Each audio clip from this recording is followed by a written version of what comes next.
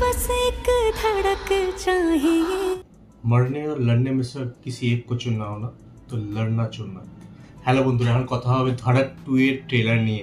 3 সেকেন্ডের ট্রেলার, আমার দারুণ লাগে ট্রেলারটা। হ্যাঁ, এটাও একটা রিমেক ফার্স্ট ধড়ক মুভিটার মতন। পেরিয়াম্মা পেরুমাল এই মুভিটার নাম, ঠিক আছে, যেটা অ্যাকচুয়াল মুভি। সেই মুভিটা আমি দেখিনি, ঠিক আছে, অনেস্টলি স্পিকিং আমি দেখিনি, বাট যারা দেখেছে যেটুকুনি আমি শুনলাম, খুব খুব খুব ভালো স্টোরি, দারুণ অ্যাক্টিং, দারুণ ডাইরেক্টিং, স্টোরিটা অসাধারণ। এইবার আমি ফার্স্ট মুভিটা যে ছিল ওই মুভিটা সবার ভালো লাগছে, যেখানে জাহ্নবী কবির ফার্স্ট ইন্ট্রোডিউস করা ছিল, সেখানেও শুনেছিলাম যে অ্যাকচুয়াল যে মুভিটা, যে আমরা মুভিটা দেখেছি ধড়ক মুভিটা, তার থেকে অনেক বেটার ছিল। বাট তা সত্ত্বেও যেহেতু কাহিনী সোর্স ম্যাটেরিয়ালটা এতটা ভালো, তো এই মুভিটাও বেশ ভালো হয়েছিল, যেখান থেকে জাহ্নবী কবিরটা ভালো গ্লো আপ পেয়েছিল এবং ওর ক্যারেক্টারটা, অত সিম্পলিসিটি ক্যারেক্টারটা খুব পছন্দ করেছিল লোকে। তারপরে তোমরা জানি কি হয়েছে।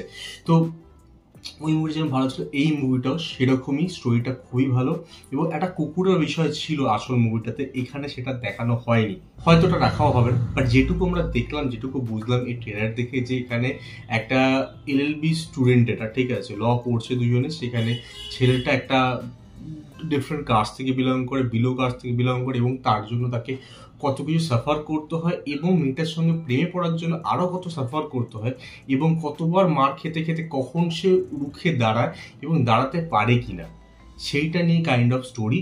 এবং আমার এখানে সব থেকে ভালো দুটো জিনিস লেগেছে, স্টোরিটা ইটসেলফ ভালো লাগছে। সেকেন্ড হচ্ছে এখানে না সিম্পলিসিটি রাখার চেষ্টা করা হচ্ছে। এই সিদ্ধান্ত চতুর্বেদীকে আমরা কেভাবে দেখেছিলাম গালি বয়তে, ওখানে আমাদের ওর ক্যারেক্টারটা বেশ ভালো লেগেছিল, ভালো অ্যাক্টিং। তারপর থেকে কিন্তু ও যে কটা মুভি করেছে সব জায়গায় একটু ডিফারেন্ট অন্য কিছু করা, যেখানে ওর অ্যাক্টিংটা অতটা পাচ্ছিলাম না, যতটা গ্লো আপ অ্যান্ড গ্ল্যামার মনে হচ্ছিল। তো সেইখান থেকে বেরিয়ে আবার ওর যে সিম্পল লুক, ও একটা সিম্পল একটা ছেলে, সেই রকমভাবে যেভাবে প্রেজেন্ট করেছে এখানে, সেটা আমার ভালো লেগেছে। এবং সেম জিনিস তৃপ্তির জন্য, তৃপ্তি রিসেন্ট মুভিগুলোর জন্য প্রচুর ক্রিটিস হয়েছে এবং ডিজার্ভ করে, ঠিক আছে, রিসেন্ট মুভিগুলো ভালো না, ওর অ্যাক্টিং সঙ্গে ভালো লাগে। বাট ও স্টার্টিং করেছে খুব ভালো ভালো মুভি দিয়ে। তুমি লায়লা মজনু, বুলবুল, কোয়াল দেখে থাকো, তাহলে জানো ও কতটা ভালো অ্যাক্টিং করতে পারে। সেই জিনিসটা কিন্তু আমার মনে হলো এখানে আমি অনেকগুলো ঝলক পেলাম। এবং সিম্পলিসিটি রাখা হয়েছে এখানে, হিউজ কোনো ভালো বিশাল মেকআপ টেকআপ দেওয়ার চেষ্টা করা হয়নি। ওদের গ্ল্যামার দেখানো, ওদের বিকিনি পরে দেখানো, বা ওদের খুব প্রচুর kissing scene and all those thing, ওইসবের উপর যায়নি।